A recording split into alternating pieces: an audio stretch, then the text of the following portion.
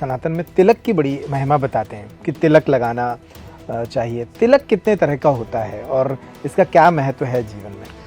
ऐसा है कि हमारे यहाँ सनातन धर्म में 125 से ज़्यादा संप्रदाय हैं, मैंने अभी आपसे बोला था, और 13 से ज़्यादा अखाड़े हैं। तिलक हमारे यहाँ पर हर संप्रदाय में लगाया जाता है। तो वो आइडेंटिटी साइन हो गया, वो हाँ, पहचान के लिए। बिल्कुल। लेकिन ये हमारे पूर्वाचार्यों के द्वारा तिलक है। अब तिलक की महिमा से एक घटनाक्रम आपको बताए दे रहे हैं। अयोध्या की धरती पर आचार्य परंपरा है।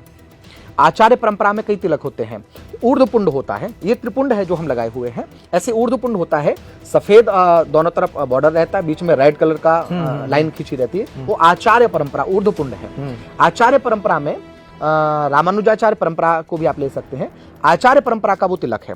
अब इसी आचार्य परंपरा में एक बार घटनाक्रम क्या घटा, पूज्य संत श्री नृत्य गोपाल दास जी महाराज, आपने नाम सुना भी होगा, हमारे राम जन्मभूमि न्यास के अध्यक्ष रहे हैं, अभी ट्रस्ट के अध्यक्ष हैं।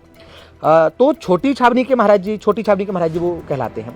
तो श्री जो है कि छोटी छावनी के जो पूर्व महाराज जी हुए हैं, मणिराम दास जी महाराज एक बार तिलक लगा रहे थे माथे पर, और तिलक लगाते लगाते उन्होंने बीच में जो लाल रेखा होती है उसको नहीं भरा, भूल गए। उन्होंने केवल सफेद तिलक लगाया, ऊर्ध्वपुंड लगाया, और बीच की पंक्ति को भूल गए।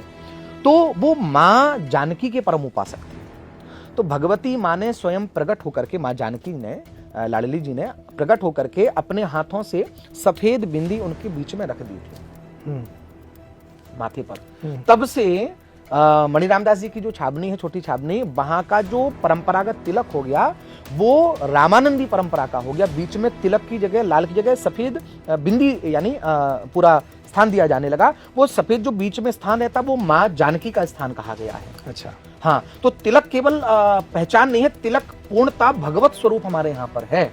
तिलक आपको राधा वल्लभी परंपरा में हो गया, वल्लभी परंपरा हो गया, आचार्य परंपरा हो गया, हरिदासी परंपरा, कई प्रकार के, और सबकी एक अलग अलग पहचान है। लेकिन वो काले स्वरूप को भी लोग लगाते हैं, बिंदी रख लिया करते हैं, वो जो है कि कन्हैया का स्वरूप माना गया है।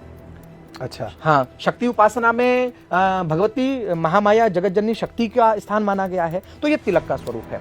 हमारे यहाँ कई प्रकार से तिलक है, ऊर्ध्वपुंड है, त्रिपुंड है, अलग अलग परंपरा से तिलक है, इससे पहचान होती है। हमारे यहाँ तिलक की बहुत अन्य कथाएं हैं, बहुत कई प्रामाणिकताएं हैं। दूसरा शिखा, आपने शिखा भी पूछ ली। तो एक तो तिलक लगाने से यहाँ पर दोनों हमारे भ्रकुटी के बीच में जो स्थान होता है वो ज्योति स्थान कहा गया है। जब हम यहाँ तिलक लगाते हैं, आज्ञा चक्र भी आज्ञा चक्र बोलते हैं, हैं। हाँ। तो यहाँ पे हम जो है कि जब यहाँ तिलक लगाते हैं तो उसका जो हल्का दबाव होता है, जैसे योग साधना में कई लोग यहाँ ध्यान लगाते हैं, त्राटक क्रिया किया करते हैं, तो ध्यान लगा करके बीच में देखा करते हैं। तो इसको जागृत करने के लिए सबसे बेहतर तरीका भक्ति जगत में क्या होता, तिलक। आपकी सकारात्मक ऊर्जा जाग जाएगी, और वो ज्योति स्थल आज्ञा चक्र आपका जागृत होकर के आपको परमात्मा और परमार्थ कल्याण की ओर आगे बढ़ा दिया करता है। तिलक लगाने वाले 90% से भी ज्यादा सात्विक जीवन का निर्वहन किया करते हैं। ये तिलक है।